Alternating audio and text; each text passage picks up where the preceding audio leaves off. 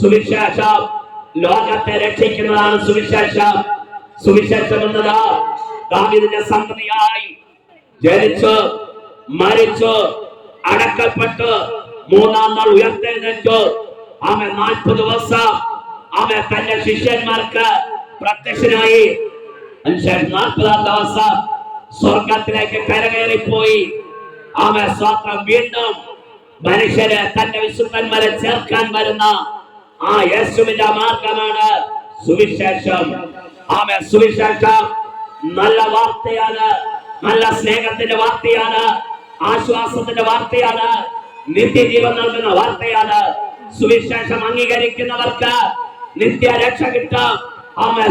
യേശു പറഞ്ഞു, എന്നെ കൈക്കൊണ്ട് എന്റെ നാമത്തിൽ വിശ്വസിക്കുന്ന ഏവർക്കും ദൈവത്തിന്റെ പ്രിയ മക്കളായി തീരുവാൻ യേശു അവകാശവും സ്വാതന്ത്ര്യവും അധികാരവും നൽകിയിരിക്കുന്നു.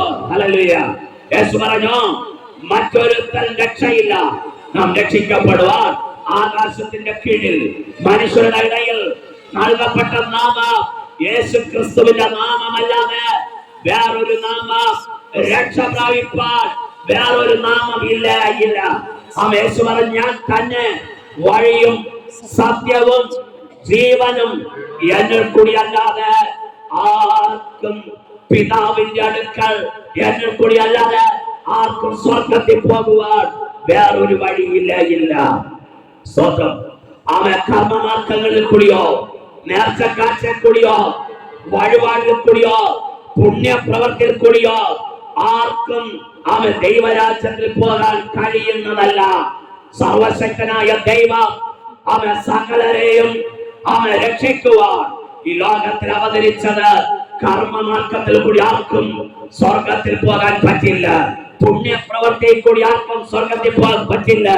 നേർച്ച നാഴ്ചയിൽ കൂടി ആമേൻ സ്തോത്രം ആമേൻ സ്വർഗത്തിൽ പോകാനില്ല. ആമേൻ. സ്വർഗത്തിൽ പോകണമെങ്കിൽ കർത്താവ് യേശു ക്രിസ്തുവിൽ നിങ്ങളുടെ ഹൃദയം തുറന്നുകൊടുത്ത് യേശുവിനെ ഹൃദയത്തിൽ അംഗീകരിച്ച യേശുവിനെ സ്വന്തം രക്ഷകനായി സ്വീകരിച്ച യേശു എന്റെ പാപത്തിന്റെ പരിഹാരത്തിന് വേണ്ടിയാണ് ലോകത്തിൽ കടന്നു വന്ന. എന്റെ പാപത്തിന്റെ പരിഹാരത്തിന് വേണ്ടിയാണ് കാൽവരി ക്രൂശിൽ എന്റെ പാപം വഹിച്ചുകൊണ്ട്, എന്റെ ശാപം വഹിച്ചുകൊണ്ട്, എന്റെ രോഗം വഹിച്ചുകൊണ്ട് ആമേൻ സ്തോത്രം ആമേൻ യേശു ക്രൂശിൽ കയറിയത്. ആ യേശുവിനെ ആമേൻ പൂർണ്ണ ഹൃദയത്തോടെ വിശ്വസിച്ച് അംഗീകരിച്ച് ഹൃദയത്തിൽ യേശുവിനെ സ്വീകരിക്കുന്നവർക്ക് മാത്രമേ ആമേൻ ദൈവത്തിന്റെ മക്കളായി തീരാൻ പറ്റുകയുള്ളൂ.